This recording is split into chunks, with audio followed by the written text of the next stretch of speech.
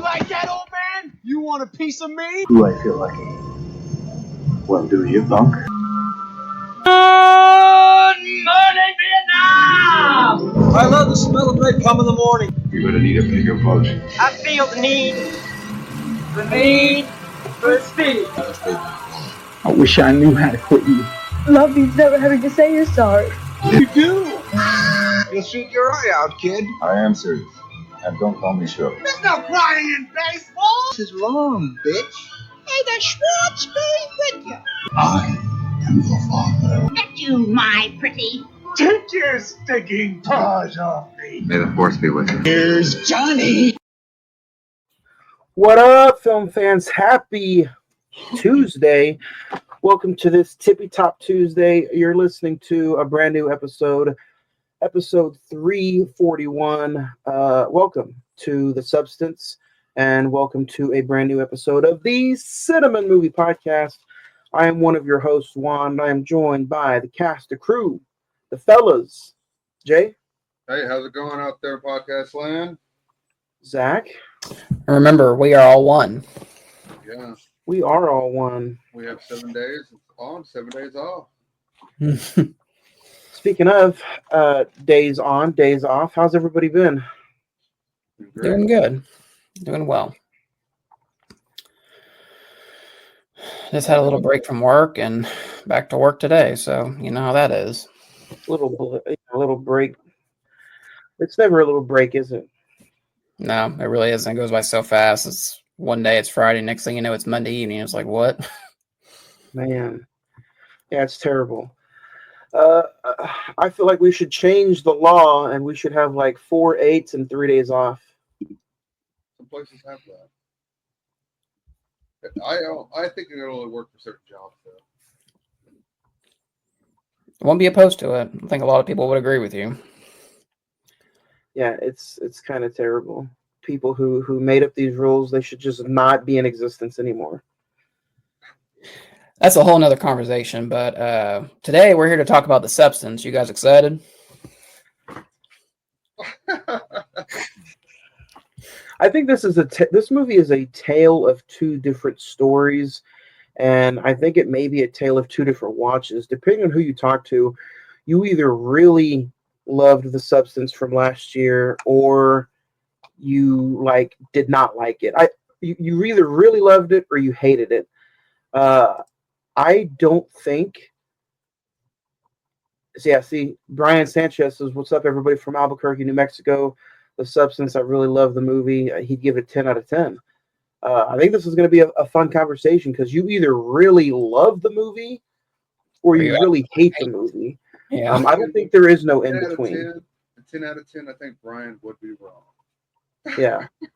So I can't wait to dig into the conversation. Shit, Brian. I think it's going to be a fun topic, fun conversation. Did she get, the Oscar stolen from her? Did she give it up? We'll get there, all right? Right? Yeah, we will. But if you guys did not listen to last week's episode, last week we had a fun discussion all about Sahara, however you pronounce it. Probably one of the most let down movies in recent memory. I've only seen it just one time. Wasn't a big fan of it. This last go around, me and Jay kind of just picked it apart, and I just say I didn't even finish not it on because it was that bad. I fell asleep and I just said I'm not going back. I just missed out on that last 45 minutes. I think I gave it a 1.5, and I think I think I gave it a 1.5, and Jay gave it a 1. Yeah, it was not even McConaughey could save it. Yeah, I missed out on that episode, and it was not great, guys. Not a great movie. So yeah, let's get into some recent watches. If you guys did not listen to last week's episode, go back and check out that episode wherever you listen to podcasts. All the links are right here in the social media at facebook.com/The Cine-Men Movie Podcast. The Instagram is all one word, Cine-Men Movie Podcast. X is Cine-Men405, and the email is MEN, that's cinnamon921 at gmail.com. Like, subscribe, share. All the content is on those social media pages. Definitely keep an eye out on Instagram, Facebook, and X because we give away digital copies. We just got done giving away an entire vintage stock Deadpool pack about 4 weeks ago. Over $100 worth of stuff. Check us out. It pays to listen. It pays to listen to it. Yeah. So hang out with us, listen, talk about movies. That's what we like to do. But before we get started on talking about the substance, Zach, do you want to start? You have any recent watches you want to recommend to anybody? Yeah, still just continuing with the TV shows that's been ongoing. 1923, Reacher, Daredevil, Born Again. I did watch the horror from last week. I guess I liked it a little bit better than you guys. I give that a 2 out of 5. Anything we've already discussed. Anything below 3 is dookie. Yeah. Novocaine, saw that in theater. Really enjoyed it. I thought it was a really fun action comedy. I did go check out Snow White on Friday. His favorite movie of the week, right? Well, let me tell you about it. It's going to be the Oppenheimer of the year. Let me just go ahead and say that. Oh yeah. Like I said, I was texting Jay about it, and I said, "Listen, I was expecting it to be Madam Web of the year, but to me, it wasn't that. So it won a little bit in favor in my book." So people are ripping that movie apart, and I'm like, I saw some of the reviews, and first off, they just kind of sound really ignorant and racist, honestly. And then they were complaining that it was a musical, and I'm like, do you not understand what a Disney classic is? Half the scenes are music. The original 1930s. The original 1930s Snow White it's entirely a musical. Like, why were people complaining that think they were going to do a musical? If they want to pick the movie apart, saying the dwarves look like shit because of the CGI or that certain things look bad, visually, because that's what a lot of the reviews that I've seen is that it's visually unappealing. It looks horrendous. It looks cheap, made for TV. Variety said it should just be shown on TV. That's how bad it looks. They said the costumes are weak. That you can sit there and find cosplayers that have better cosplay costumes than they did for this movie. I'm like, oh shit! And those are actual reviews from big name papers. There's a lot of creative problems with the movie, but in my opinion, I thought Rachel Zegler did a good job as the main character. I don't really understand the concept of doing the CGI dwarf thing when you could just hire actors with dwarfism to do those parts. 7 of them, right? It's because of Peter Dinklage. He basically sat there and said that I don't want to be offered roles like this. It's insulting, and it's insulting to every little person out there to be offered dwarf roles.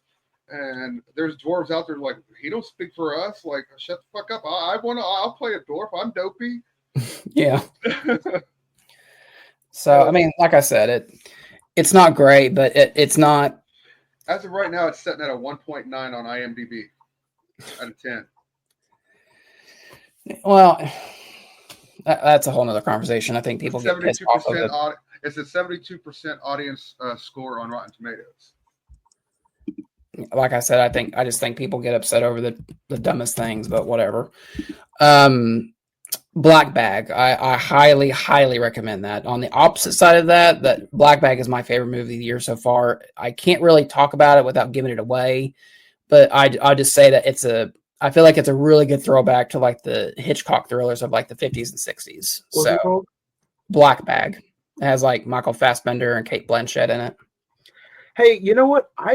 I'm not trusting anything Michael Fassbender does anymore because like the last few movies he's put out, like, some of the reviews are like saying top notch, and I'm like, it's ultimately a snooze fest.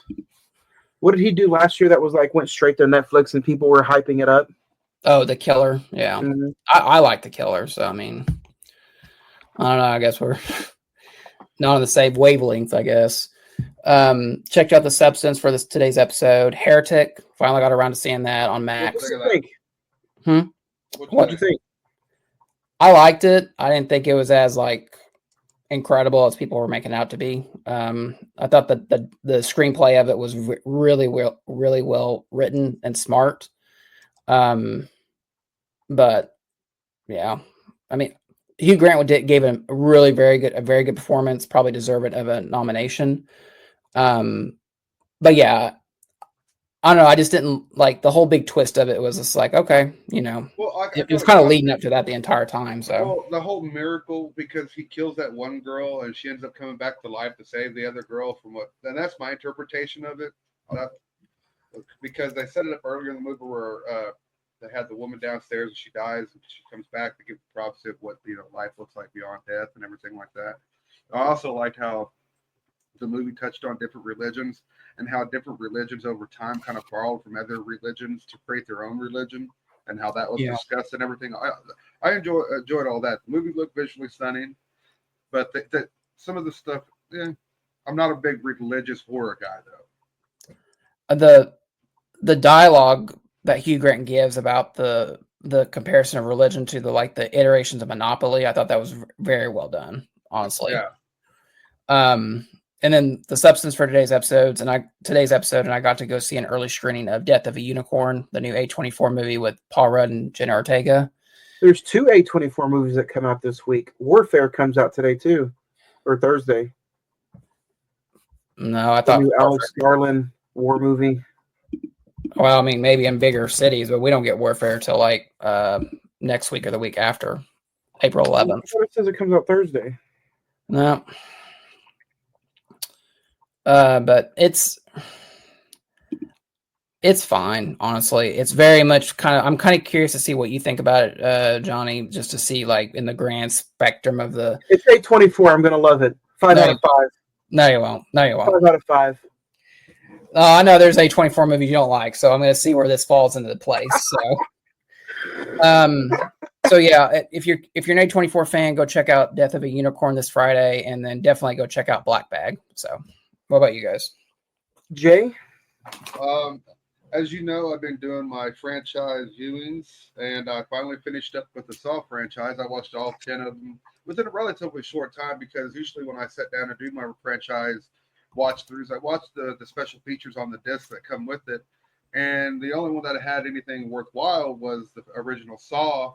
And since it was a 4K re-release, it had a retrospective documentary on how the Saw franchise all came about and how it's, went from this small movie that cost $1 million to this big franchise to what it is today. And I don't mind all the Saws. I think all the Saws are actually pretty decent. I like how they all the reveals are all come and culminated together at the end. Like some of them are very clever endings and everything like that. The only one I kind of had a problem with was Saw X about the villains and bringing the kid into one of the traps and everything, and that Jigsaw was the good guy and everything. It was just kind of off. But if you haven't seen any of the Saws, definitely check those out if you're a horror fan. I watched Novocaine. I enjoyed it for the most part. My biggest hang up on that is that he's in love with the girl that tries to kill him. It's like, are you that that hard up for love that the woman tried to murder you? She straight up used you for a crime. You simp. Stop. I don't know if you noticed that in the movie or not, Zach, but I did. Isn't that like a Jay-Z song or looking for love in all the wrong places? I don't know. I don't listen to Jay-Z. No. Zach's not that hip. He might need a hip replacement, but he's not that hip. But I found that little aspect of Novocaine, But other than that, good little stuff, nice action comedy. Pretty quick. It's an hour and a half, hour and 40 minutes, if that. I watched Love Hurts. That was real good. Another short kung fu movie. It reminded me of Nothing, and I don't know if you guys have seen Nothing with Steve Odenkirk or anything like that, where he's a guy that used to be. It's kind of like John Wick as well. He used to be in the game, and now he's not, and he just wants to live a normal life. And the game comes back and finds him, and he's got to do all this kung fu and shit, and just beat everybody up as it goes along. I also checked out. So I'd recommend Love Hurts. I got to look at my phone. I watched quite a few movies. The Electric State, not too bad. For $320 million, I wouldn't put it over the top, great, but it was good. For what it was good. And then I think that's all I watched. And Mickey 17. I had my problems with Mickey 17. I like Robert Pattinson in the movie. The main thing about his performance was his voice threw me off. I'm used to hearing Robert Pattinson this other way, and he has this different voice throughout the entire movie, and it just throws me off a little bit on that. Mark Ruffalo, his character, Jesus, I don't know what the hell they were trying with that character. I get what they were trying to do. Yeah, But that was not great. and then the whole bugs on the surface story, I would have just left it alone. I would have just had that one day they thought Mickey 17 was missing. They made a Mickey 18 and hijinks ensue, and that's why we got the two clones running around. That would have been a lot better movie than the indigenous life on the planet and this and that. So, but one day I think we'll get to review that as well. But I'll go ahead and recommend Mickey 17 just for Robert Pattinson's performance alone. Yeah, I started my week with Mickey 17 last Sunday. I think I watched it before the episode last week. I enjoyed it. I think it's so far one of the best movies I've seen of the year. And then since last Monday was St. Patrick's Day and I didn't give any kind of acknowledgement for St. Patrick's Day, I was like, let me just run through the Leprechaun franchise. And I ran through the entire 7-film franchise. You mean 8, right? 8 films, yeah. In like 5 days. Leprechaun 1, 2, and 3, Leprechaun 4 in Space, Leprechaun in the Hood, Back to the Hood, Origins, and then the Leprechaun Returns. I just wanted to waste my entire week, I guess, because they were all pretty terrible. I'm sorry, did you say Leprechaun in Space? Is that what you said? Yeah, that's the fourth one. Leprechaun in Space. He wants his gold in space. Gross. So I completely just wasted my life last week. Are you okay? The best one is the first one. It went downhill from there. The final one, where like it's a direct sequel from the first one, that was probably the second best. Leprechaun in Vegas was pretty good. That's the third one. See, that was the one I grew up seeing a lot on HBO a lot. Yeah, it was.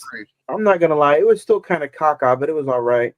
Not the one where they have like somebody like the pot of gold appears in their stomach and like implodes their stomach and it like pours out of their gut or something like that. Yeah. Okay. I almost finished my James Bond franchise. I've been tackling this franchise since January. As soon as it's over, I'm going to jump into another one. So that's why it's taken me so long. I've hit quite a few in the past 12 months. Zach, last year I was on a very good streak of like 4 or 5 franchises back to back to back. This James Bond one has really taken a lot out of me. And I got to join the but I finished off with Quantum of Solace, Skyfall, Spectre. All I have left is No Time to Die. And you're done. Yeah. Quantum of Solace, honestly, was not as good as I remembered it was. My biggest thing, and I'm not going to wait a whole week for you guys to hear my thoughts on the James Bond collection, because let's face it, we did No Time to Die. I think No Time to Die is probably the second best in the entire franchise. The problem I had with James Bond, and I had a lot of backlash from like comments on social media and stuff, but my biggest concern is this whole franchise, like most franchises, just so inconsistent.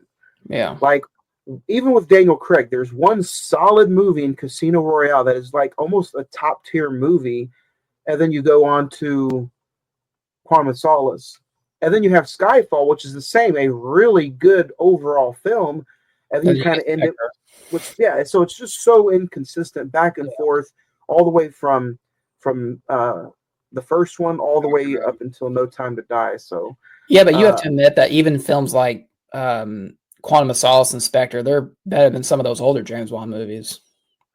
Yeah, but I mean, the overall aspect of those original Bond films is I am starting to appreciate some of the dry acting from whether it be like Sean Connery or some of the silliness from those Roger Moore films. So overall, out of a 5, I'm going to give the entire franchise a 3.5. So usually I have like a nice little spiel on Instagram So I'm going to go ahead and do that later on this week about the entire James Bond set. But overall, 3.5 out of 5 for the James Bond franchise. And then I checked out The Substance today. My third time watching it in total, so it should be a fun little get. If I had to recommend anything, honestly, Mickey 17 on the biggest screen possible was so much fun. Go check it out. I love those performances, and one of my favorite movies so far. So Mickey 17. But now let's dig into the main potatoes of today's episode. So Brian Sanchez is also hanging out with us, listening to see what we're going to talk about the Substance. And he said 2 thumbs up for Love Hurts as well. So thank you, Brian. Let's dig into The Substance. How should we start off with this? Should she have gotten it or should she not? That's a good start off, Jay. You guys debate that. Go first. I'll say no. Because as you'll soon find out, she spends most of her time in the movie on the bathroom floor. It's a 2-hour and 15-minute movie. You take off the credits, and for half of that runtime, she's laying naked on the floor. I guess that's all it takes to get an Oscar nowadays. Is to lay naked on the floor and have these prosthetics on that make you appear uglier. And when she's on screen, to me, when she's on screen at the beginning before all this stuff happens, it's like, it's just normal Demi Moore. It's just like, hell, anybody could have played that role. You know, it's just her being an old celebrity that lost her star power, and now they're trying to replace her. And anybody could have played that. I watched the Pamela Anderson Last Showgirl movie, and I thought of the same thing. It's not a body horror movie, but it does have similarities in style of, a woman losing their looks due to age, and the younger people coming in and taking over. Zach, go ahead and debate whether or not you think she deserves the Oscar, and then when you guys get done, we will get into The Substance. I have a lot of mixed feelings about this movie, first off, but I mean, just focusing on Demi Moore particularly, I kind of think that she was probably more deserving of it than Mikey Madison. And I know, like, I agree with you, Jay. She doesn't do much in the movie, but I feel like she was able to sell the concept of a forgotten star and just how cruel Hollywood could be just through her emotions, her eyes, her physicality in the movie. Regardless of, huh? Have you seen Nora? Yeah.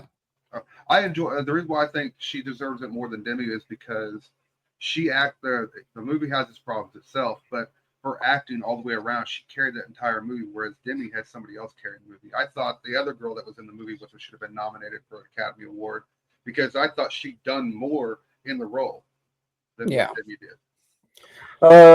Let's get ready to dig into it. The Substance. IMDb currently has it at 7.3. Rotten Tomatoes is at 89%. The Metascore is 78%. Letterboxd has it at a 3.8 out of 4. With an $18 million budget, it grossed a little over $80 million at the box office with a September 20th, 2024 release date. Starring Demi Moore, Margaret Qualley, Dennis Quaid. Directed by Carly Fargret. And currently, you can check this out on Mubi or Amazon Prime. A fading celebrity takes a black market drug, a cell-replicating substance that temporarily creates a younger, better version of herself. Zach, we'll start with you. Do you remember the first time you seen it? Did you get to see it in theaters? And in a small sentence, what was it like for the podcast revisiting it? No, I didn't get to see this in the theater. I just literally watched this over the course of 2 days over the weekend. So it's your first time watch? Yeah, first time watch. Overall, it's a good idea that's stretched out way too long. So that's my thought. Also, I don't know if I said who it was directed by, but it was directed by David Lynch. So that's what we're going to go with. if you said that to me before I saw this movie, I would probably agree with that. I did not get to see this in the theater. I checked it out the day one it came out on physical media. I checked it out again over Oscar weekend, and then again today for today's episode. Man, first time watched, I'm gonna say I was pretty amazed by it. Second time, I'm gonna say I was appreciative of it, if that's correct. This third time around, I kind of felt, and maybe it's because I was doing it as homework, but this time around, it felt like homework. So I have three different reviews of this movie, if that makes sense. But that's what kind of conversations I love about what we're getting ready to dig into, because I've had a different viewing experience all three times. Jay? The first time I ever seen it, I seen it while it was in its theatrical run. As some of you guys know, constant listeners know, I use a website to watch certain things. And there was a gorgeous copy about a week after it came out, and I checked it out then. And I wanted to see what all the hubbub was about, whether Demi, it was basically does she deserve all this acclaim? And I was like, well, let's see what this movie that she's getting all this acclaim for. Let's see how she does. And I watched, and I'm like, okay, not bad. The ending. That's the thing about this entire movie. The ending. It still leaves me baffled. Like, I still don't understand it. I'm still just kind of like, okay, that was kind of stupid in my opinion. In my opinion. That's the David. I swear I don't know. And you know what sucks is you pay for a physical copy and you're like, man, I can't wait to dig into a movie like this because of how you're just like, there's got to be an interview with the director. Demi Moore's got to give some. This thing has no special features. Is it just a featurette from the director? But it's like a minute and a half. Yeah, it's the same thing. I got this from the library, rented it on DVD. I thought the Blu-ray would have more, but it doesn't. No. Oh wow. And I'm like, I can kind of see why it was $14.99, but like with and who knows, maybe this leads into a Criterion release later on down the line because this movie feels very Criterion-ish. Mm-hmm. But like, yeah, but the director, I swear she did. It is a she, right? Yeah. I swear she opened up David Lynch's brain after he passed away or before, and just like completely did. Give me some ideas, because this movie feels like it came from his brain. I mean, I felt like I was watching something in the mix of Eraserhead and Elephant Man. Don't get me wrong, that's nothing bad on the movie. That, if anything, I feel like that's like a compliment for the substance. Well, I mean, to kind of help you out there, the film's director said that her influences for this was David Cronenberg, The Fly, John Carpenter's The Thing, Joel and Ethan Coen, Barton Flink, David Lynch's Mulholland Drive, Darren Aronofsky's Requiem for a Dream, and Stanley Kubrick's 2001. Every single one of those movies I just listed, you can tell there's like either a homage or a reference to that in this movie. Well, I say the camera placements 2001, definitely. Yeah. Oh yeah. Shot. And then the sound and the score, like some of these scenes, I feel like are very bland. You can definitely tell she used some like, you know what I mean? Like the screenshots and the scenes are bland, but if it wasn't for the score and that just like awkward sound, it just like kind of you. Yeah. Yeah. Did anybody else notice there's a lot of squishy sounds in this movie? Like squishy, things like yeah. I'm like, what the hell? But, yeah. Which I think if you're going to do body horror, you've got to do like that type of like unsettling, like gruesome sound. Like you would think. This makes me want to watch The Shivers too from David Cronenberg. So one of the biggest things about the movie was that they sent you this packet, right, to start off and everything, and you get no instructions. And the way the process works, you would think that they would at least want a technician there, black market or not.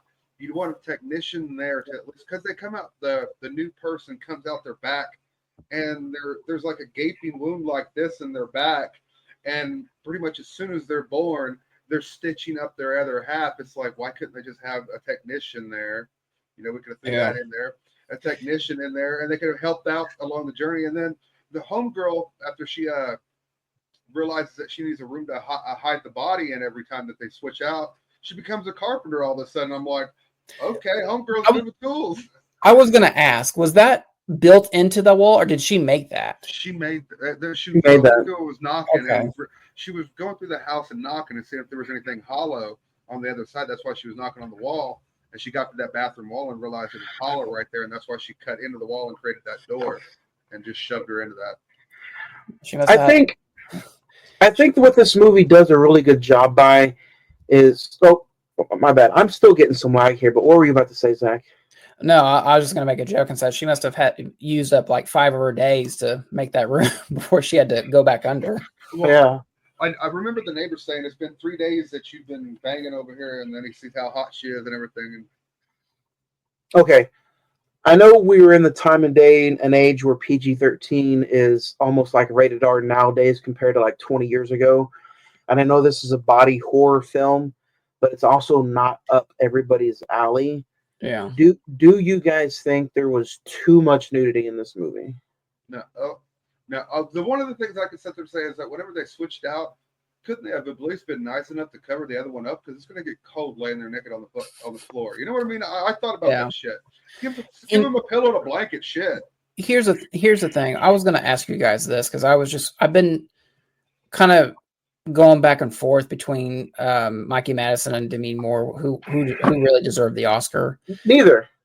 Do you think that? And this is a legit question. Do you think that because of just the way, this is a very pro-feminism type film, do you think that the Academy acknowledges yes the amount of nudity or sex that a female actress does? Like Mikey Madison did a lot more sex scenes in Anora, and Demi did a lot more nudity in this movie. Are you trying to say like, hey, since you guys went above and beyond and did something you probably didn't want to do, but you wanted to do it for the love of art and showing and doing all that, here, let's give you some professional acknowledgments? Yes. Do you? It's not really to kind of make people feel better about themselves. I'm not saying that their performances are bad. I mean, obviously, they got all the way to the Oscars to get nominated. But I'm saying, do you think since Mikey Madison did a lot more sex scenes or sex sequences, she got it instead of Demi, who was just laying on the floor naked most of the time? I found Mickey's performance more rounded than Demi's.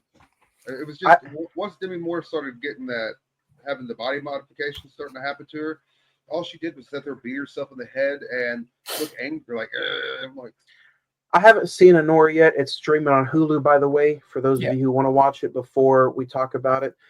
We're going to talk about it in May when it hits Criterion, or right around that time. But I think neither one of those performances, and again, I haven't seen Anora, but you're forgetting female cast members like Florence Pugh and some other ones that are out there that just had phenomenal overall film experiences and like emotion-driven performances. Yeah, and I don't know. This is kind of a weird last few times about the Oscars where they're just like, again, this and Anora feels like something that would have been nominated 20 years ago. Yes. I'll just go ahead. I don't know if I'm going to be on the Anora episode, but I'll just preview my thoughts. This Anora is going to be a movie 10 years down the road. We're going to be like, well, why do we do that? No. We could have gave that to something else.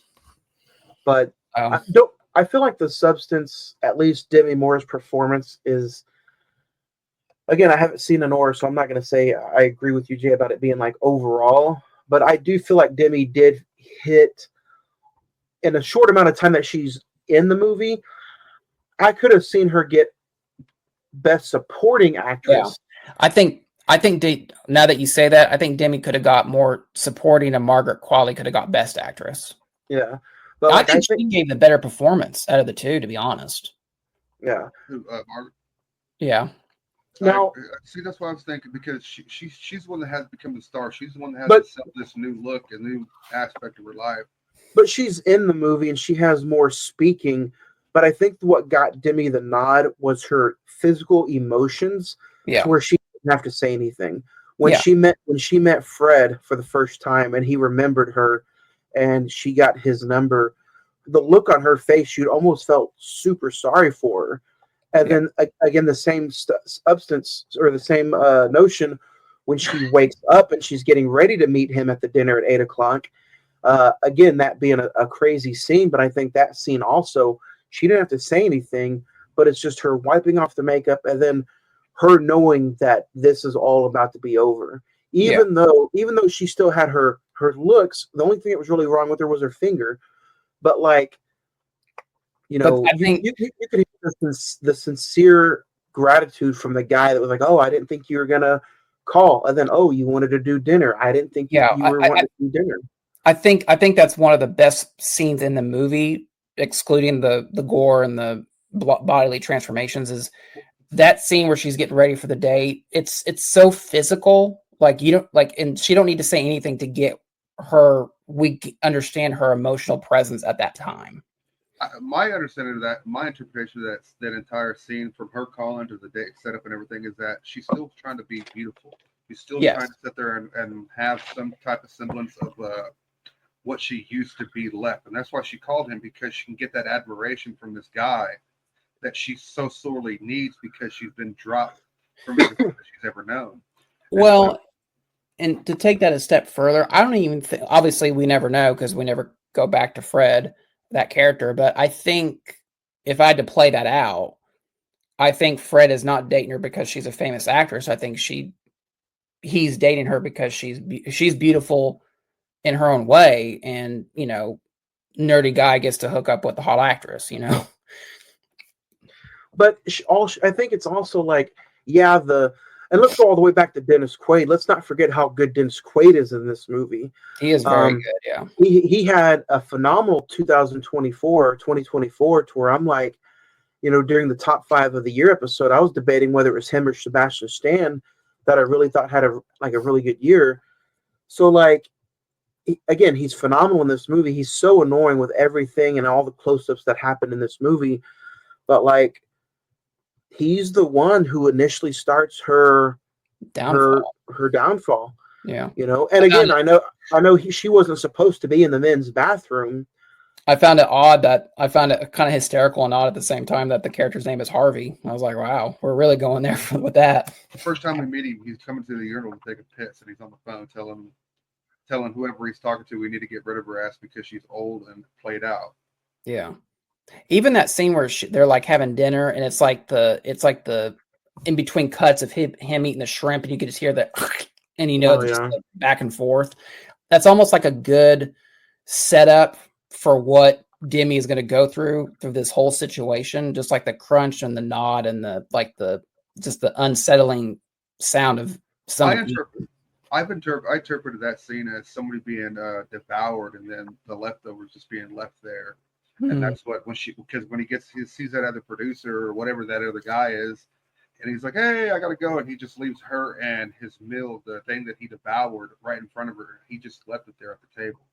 Yeah, left her there. I found it kind of cool. Oh, go ahead. No, go ahead. I was gonna say I found it kind of cool, kind of the juxtaposition of where they go pick up this like black market medicine. It's like a very like sketchy part of town, but inside where the mailbox is, it's like looks like a scene, like a set from a science fiction film or something. It's very pristine, very clean, white coats and everything. Yeah. Some of the facial expressions too. Like, I think a lot of that is also being like forgotten about. Like, yeah, Demi Moore is just laying there on the floor, but when she's laying there and she's like just motionless and her eyes are open, and you can see Sue is just like kind of taking advantage and taking a little bit more days probably than she should. Like, you just sit there and you feel bad for a character who's just laying there motionless, eyes wide open on the floor. So I think that's another thing to kind of sit there and think about, is like, you're feeling sorry for an actress / character who's not saying or doing anything. Yeah. Well, I was wondering how out of it they were once they went into that state. What pain? Where's the pain scale at when they're in that state when they switch off? You know, how coherent are they and stuff like that. They never talk about that in the movie, so I can't tell you, you know, if they're conscious or not. But I thought one of the greater parts of this was when it got to the substance, you know, where we're dealing with that. They didn't really explain it. I just like how they said like both have to be whole in order for this to work. I like how the longer that Sue takes her advantage, it like sucks Elizabeth's life force out, and that's how she starts to become like real crepit and like old and everything. But And one of my things is after you wake up after being asleep for so long and you wake up with your legs like that and you're given the option to quit, I'd quit. I'd be like, that's not cool. Yeah.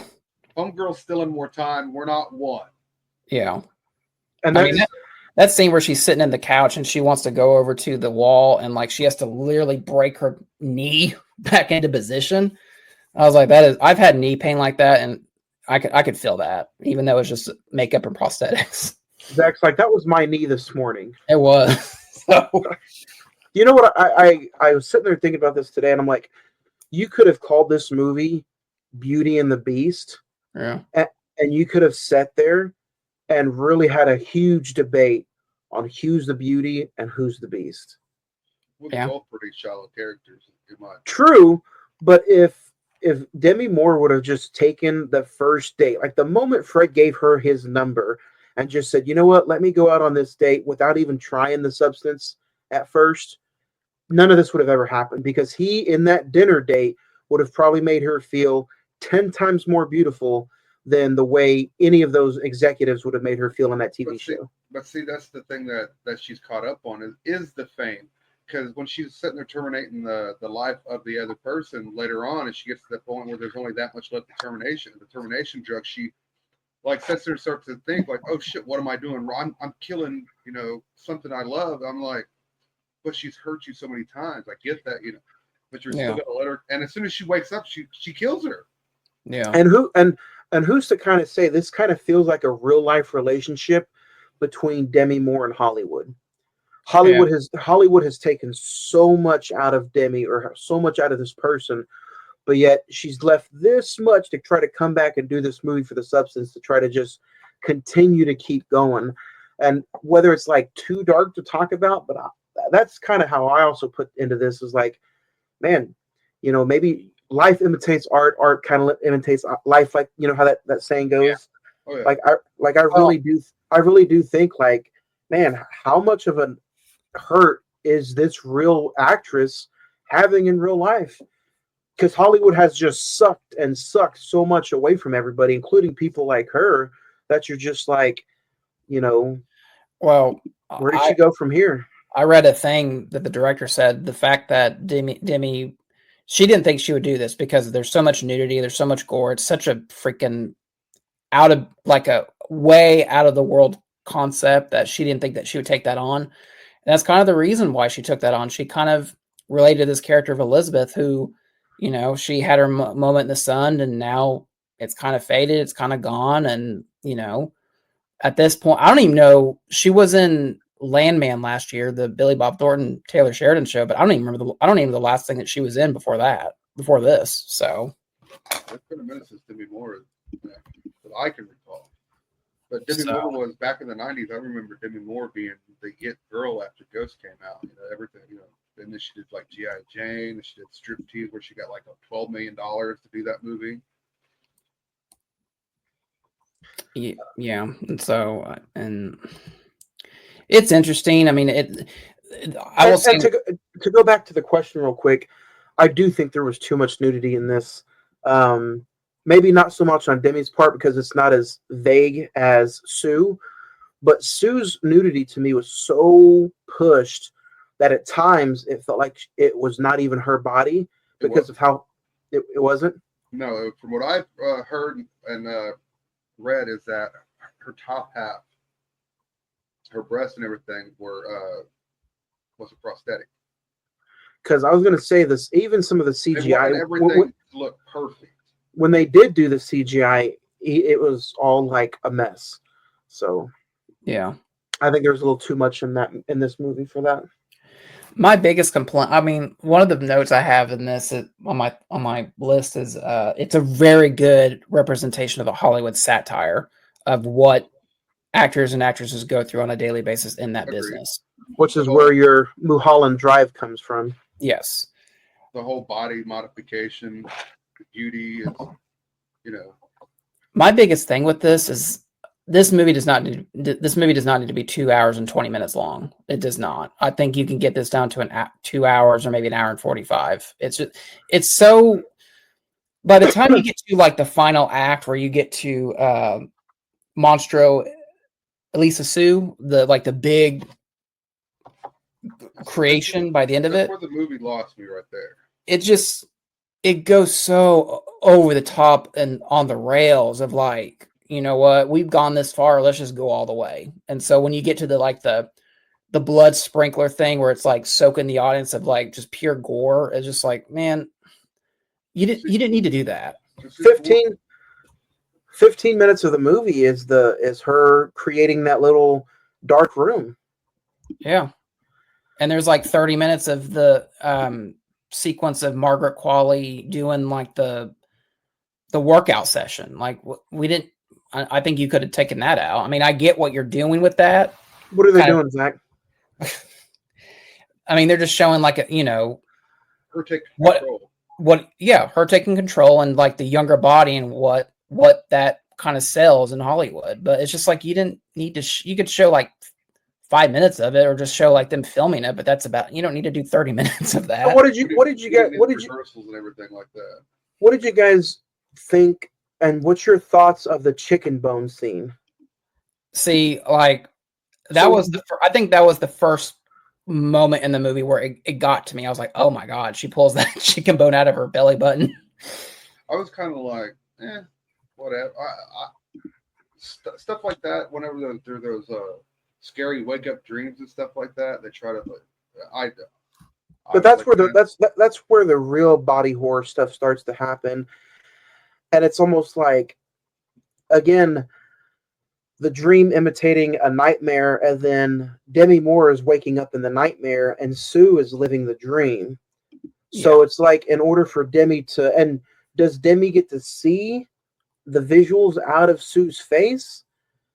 Because I mean, she just keeps waking up, more and more Quasimodo like, and it's just like. It's a great reference. I'm not gonna lie. That was a good throwback.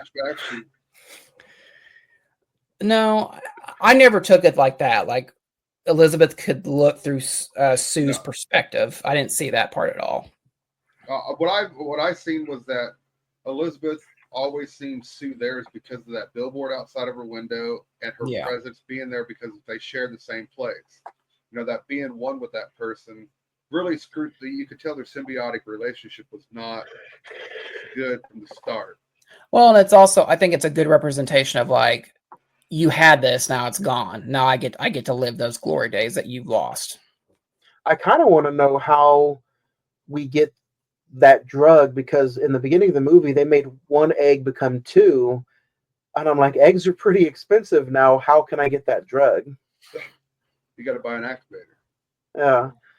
Well, I didn't. Obviously, I knew. I don't know if you guys watched. We talked about the Oscars a couple weeks ago, but Conan's opening bit where like he climbs out of Demi Moore. I thought that was, and he lost his shoe inside her body. He's got to go back in there. Like I knew that was like something from the substance, but I literally did not know that's how like Sue is born. Like literally metamorphosis from her into real life. So let's get your thoughts then, Zach, because in the original poster, you get her laying down with the scar. Where did you think that might have been from? Or what did you think? Did you have any kind of thoughts? Not necessarily thoughts. I mean, it makes a lot more sense now, but I guess originally I thought maybe, I don't know. I don't really know how to interpret that, but I thought it was a great design for a poster. Like I think the poster's kind of bullshit, because nowhere in that movie did that girl get a towel to lay her head on. She's always on that damn cold bathroom floor. Yeah, you're not wrong about that. False advertising right in the poster. Her laying her head on a towel. Doesn't happen in the movie. I thought it was a great opening and a closer to show the evolution of like the Hollywood Walk of Fame star Elizabeth Starr, and how like it's like so pristine, and then it goes to just it's cracked. People drop food on it. No one cares. People step all over it like you're nothing now. One point where that couple walks by and she's like, "Oh, I remember her. Wasn't she in that movie that something like that?" Yeah, and she's like, yeah, I remember that. Yeah, and they just keep going. It's like people remember her, but not really. Yeah, and then it's kind of poetic. Does she have a real Walk of Fame star? Yes. Yeah. I think it's poetic that like even though it's just by that point I'm kind of checked out in the movie. I just want it to end. But like the worm face of her face going to the star and it just kind of disintegrates into the star, and it just gets picked up by like a cleaning crew that goes by. Is like I think it's kind of poetic in that she wanted to be remembered so badly that it just like she fell from grace almost. Yeah. This, you know what this kind of reminded me of? It felt like it could have been an episode of Tales from the Crypt. Agreed. Or the Twilight Zone or something like that. Yeah. Or Black Mirror. Didn't they do a Black Mirror episode, something like this? No. I don't know. It all started with, yeah. But I don't know. Performances, I think, are outstanding, and I think Demi developed and did a lot more than just vocal. Yeah. Even when she had all that makeup on her, you could like the expressions through the makeup. I think is also something that maybe helped her out. But man, it was. I think some of the reasons she got some of the nod not because of just for acting, because she was willing to go ugly. If you sit there and think some actresses, gorgeous actresses that go ugly for a role, they get nominated. Like Charlize Theron, she got nominated for Monster when she uglied herself up.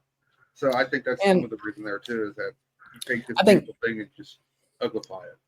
I think makeup and hairstyling, which obviously it won the Oscar, which I think is totally deserving of it, but I think it helps actors win Oscars because, like you said, Charlize Theron did it. Gary Oldman did it for The Darkest Hour when he played Churchill. There are a lot of, Brendan Fraser did it for The Well. There's a lot of prosthetic makeup that can help actor's performance get to where it needs to go. Yeah.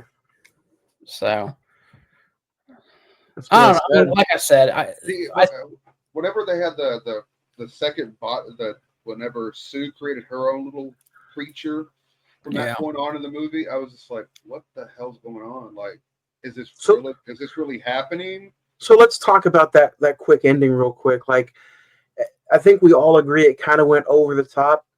I'm probably the only one that's going to say it didn't, just because of it was like, again, it's body horror, right? So let me compare this movie to a pimple. I think you're just throughout the whole movie, you're just trying to fester this thing up. It's gross. It's greasy. And then by the end of the movie, you're just like, okay, we're all in, and just pop it and let it go everywhere because of how this movie is just lined up to be. And I think it's just, it needed to go where it needed to go because especially if she's taken something from Shivers, Krogenberg, The Fly, David Lynch, like all these movies, all these sci-fi body horror stuff, that's what they all do, right? They all just, build and fester and then just explode at the end. So I think it was right where it needed to be. Just to be lined up with some of those greats. I mean, underneath the substance, I have The Fly. I have those David Lynch movies, like, 20, 15 years from now, I think this is easily going to be a Scream Factory edition or Arrow or Criterion, something like that. So I think this movie is a little not ahead of its time, but like I said, this is something that would have won big time 20, 30 years ago. Yeah, I would agree with that. So I think I don't personally. I find the ending to be kind of weird, just out there. I get what you're saying. I just find the ending to be, to me, it kills the movie. Like it, I just don't understand what the hell's going on. I guess I could just be missing something. Zach, what's your thoughts about the ending? The way I interpret it as now that I'm sitting here thinking about it, I think, by the time we get to like the sprinkler blood scene where it's like everyone's getting sprayed with blood, I think that's kind of a metaphor of her blood is on your hands. Like, you treat her like garbage. You just wanted her for her looks, and now this is where we're at, essentially. People go to very drastic measures to still be liked way past their prime, and this is a perfect example of that. Also, like, take care of the earth, or that's what she's going to turn into. But I mean, I'm kind of split in between. Like, I agree why the director went that way, but at the same time, I'm with Jay. Where it's just like, dude, we probably could have wrapped this up with like Margaret Qualley just like literally disintegrate, and that's the end of the movie. Like when she's pulling out her teeth in the bathroom, which I thought was a great, like, very cringe sequence. Oh yeah. So. You guys have a favorite scene of The Substance? I would probably say that when Sue literally, after Elizabeth dies and Sue is literally starting to fall apart piece by piece of her body, I thought that was a great kind of like headliner into what, say what you will about the climax in the movie, but it's a great setup for that. See, the one thing I was trying to understand on that with her body falling apart, is it because the termination agent's kicking in, or is it because she doesn't have any more fuel from the body? She doesn't have any more stabilizer, and it's starting to like catch up with her. Okay, so it wasn't the termination drug that was... No. Okay, so that's what I took it as she didn't have enough stabilizer. By the way, when she starts like keep penetrating that festering wound, yes, and like the pus starts to come out every time she gets like more stabilizer fluid from Demi. That I will say there are a lot of. They did a very good job. If they're going to do body horror, they did a great job with that. Obviously, so. I am glad they went prosthetics with a lot of this stuff, because they could have went completely CGI with a lot of this. But with an $18 million budget, that's pretty good for a horror film. Fun fact: they used 5,500 U.S. gallons of fake blood for this movie, and all of it was used at the very end of the movie. Probably, yeah. If I had to pick a favorite scene, I would probably pick where Demi wakes up the first time and her finger is kind of like all witched out, and she's debating whether or not to go through with this date, and you can just see the look of despair and the look of just humiliation, but there's nobody in front of her for her to feel humiliated. And it's like, what are you doing, girl? Just go have a good time and end this thing. But in a real human moment, though, humiliation is always felt alone. Well, another favorite scene, and it's really a mean scene, but Dennis Quaid, when he's sitting there when he sees Sue for the first time and he sets her down, and then he's talking, crap to his assistant, and like, no, we're going to call you Cindy. Yeah. That's also just like a real life thing that goes on in Hollywood, and I don't know if it does now, but I'm sure it still does, maybe. But Dennis Quaid, man, he had some chops in this movie. I really enjoyed him in the few scenes that he was in there. He was very despicable of a character. Yeah, he reminded me of Vince McMahon. Hey, we all know. Well, two of us know how ruthless Vince is. Yeah. Are we in a Dennis Squad Renaissance? We're gonna get more Dennis Quaid. No, I'm waiting for Randy's Renaissance, but hey, I thought, isn't his son Jack Quaid? Yeah. Yep. Novocaine and Companion. Yep. Yeah, I think he's already had a superior career to his dad. So sorry, Dennis. And then, you know what? Just because of the classic feel, I kind of dig the ending. I kind of dig the midnight witching hour, the New Year's Eve extravaganza to open up the year with the creature. So I think you reap what you sow. See what I did there? So, but yeah, Jay, did you have a favorite scene? I like we've already talked about it though, but I like the Hollywood star at the beginning, how it shows the passage of time. I like how you get to see at her height. Everybody's clamoring for everything, and then just the degradation of time and the public knowledge, her being forced out of public perception. Because that you go from being getting your star and you being a huge name, and then all of a sudden you're just like some used up gymnast. Now you're just and that was another thing they never really explained. Was she a big Hollywood actress that just happened to become a gym person that does exercise videos or some shit, or was that always what she was? But I could have swore I heard them say something about her winning an Oscar, being nominated for an Oscar in the movie. That there's no way she's going to get another Oscar or nomination or something like that. Yeah. I'm surprised, before we get out of here, I'm really surprised that A24 or Neon didn't distribute this. I'm like, A24 is so wheels off with their projects sometimes. Like, this would fit right good in their catalog. Yeah. But it's good to see, now that movie has distributed this, and this was technically a movie exclusive, which as soon as it hit theaters, you could stream it on Movie. Maybe this is also a new way of what's to come for not only the horror genre, but streaming movies.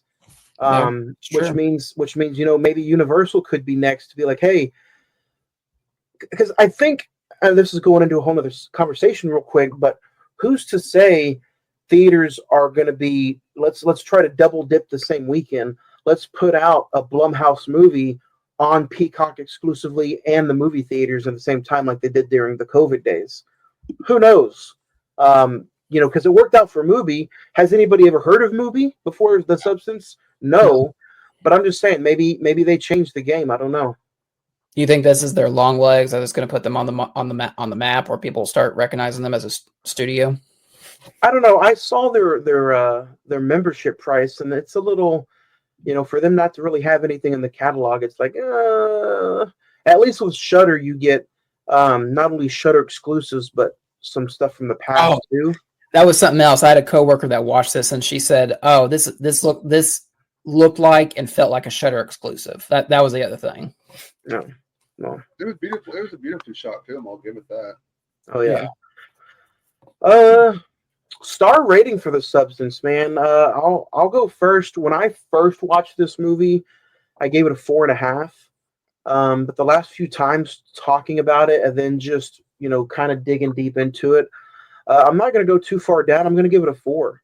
I still really had a lot of fun with this movie. It is 2 hours and 20 minutes, but to me, the first hour just flies by. You kind of get stuck about the hour and 15-minute mark, but it just picks right back up after she starts decaying and looking more like Quasimodo. But I honestly think this movie does the job. I would say do not go into it with a blind eye. Go into it knowing and enjoying and respecting body horror and creepy and nasty, maggoty infested scenes. Again, it's not for everybody for sure. But yeah, I think it was pretty cool still. 4 out of 5. I think it fit right where it needed to on my list last year. So, Zach? I'm gonna go a little lower. I'm gonna give it a 3. I think the first hour and 45 is pretty well done, and then the last part of it kind of goes off the rails. And I think looking back, I think that we don't need that. Honestly, I think we could have tightened this up to 2 hours, maybe even an hour and 50. 3 great performances: Demi Moore, Margaret Qualley, and Dennis Quaid. Even though he's in the movie probably about 20 minutes. Great prosthetics, great gore effects, great Hollywood satire. Overall, I mean, was this deserving of Best Picture? Probably. It was cool that the Academy actually recognized this as one of the top 10 movies of the year, I guess you could say. But overall, it's not one I'm going to look forward to rewatching again. So I'm going to give it a 3. That rewatchability. Yep. Jay? I'm going to go at 3 as well, just for the rewatchability. Just like Zach said, if we tightened up first, until we get to that ending, everything's pretty decent. The ending just loses me. That's where I lose so much respect for the movie. I just don't get it. I guess I must have missed something somewhere along the way that I just don't understand why it had to end with blood being spewed everywhere, and just, you know what I mean. Yeah. But yeah, there's other things in the script that I probably would have done differently. You know, there's too much left to the imagination. I get that's what some people like, ambiguity in their movies and everything like that. But when you're setting up a thing that could genetically splice something to another something else, you know, you kind of want some answers to what this. There could be a substance too. Who knows? You know, it could just be, you know, this company's being sued by all these people because, you know, of the same shit that happened to Demi. Yeah. Speaking of blood and guts and horror, Friday the 14th podcast returns next Thursday. That's next Thursday, April the 3rd, with Detention. The 8th season kicks off with 3 episodes. And then 2 weeks after that is Dark Match starring Chris Jericho. And then Strange Darling. So the first 3 episodes of season 8 look to be pretty fun. And guys, that wraps up the month of March for us, and we have a fully loaded month of April. April kicks off with The Wrestler. That's next Tuesday, April the 1st. Companion, April the 8th. The week after that, we get back into our Jay. I like what'd you call it? The reconnaissance. Yep. Yeah. A Time to Kill. Physical media. We're talking all about physical media on the 22nd of April. If you enjoyed our Oscars episode, then sit back and just listen to us ramble about physical media.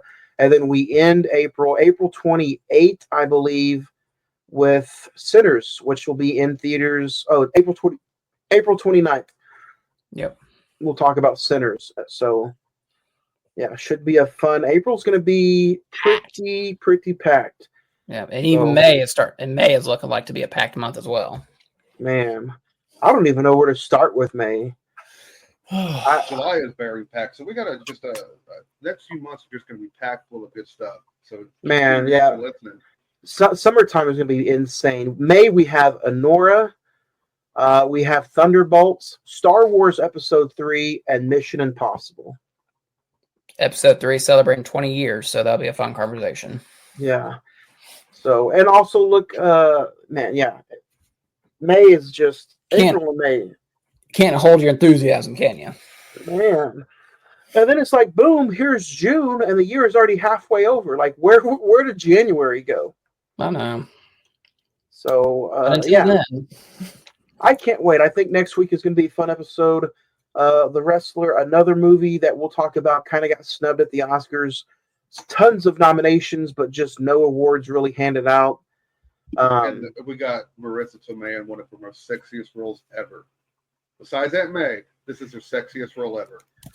Well, I thought Mickey Rourke was pretty good looking in it too, but that's a conversation for next week. Next week, another new episode. Tuesday, April the 1st, The Wrestler, episode 342. Before we get out of here, guys, anything you want to talk or mention about The Substance before we move on to The Wrestler? No, go watch The Substance and throw up. That's the best way to sum that up.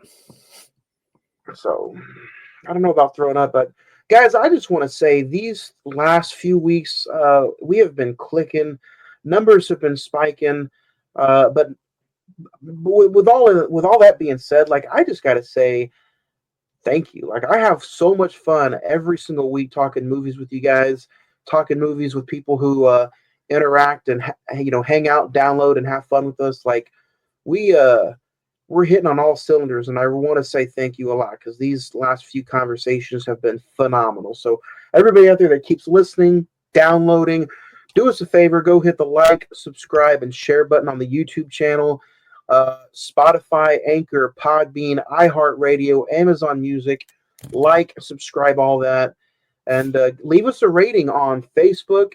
Leave us a rating on Spotify because it helps a lot with the the algorithm. I think I used the right word as far as like search. It is. Yeah, it's algorithm. Yeah, search. Share our podcast across the land, people. Yeah, but giving us a 5-star or even a 1-star, I don't care. Just give us a review on Facebook and Spotify, and that opens us up to a whole new universe as well. So, I think the other day I saw that we had a little over 200 downloads in is it Kauai?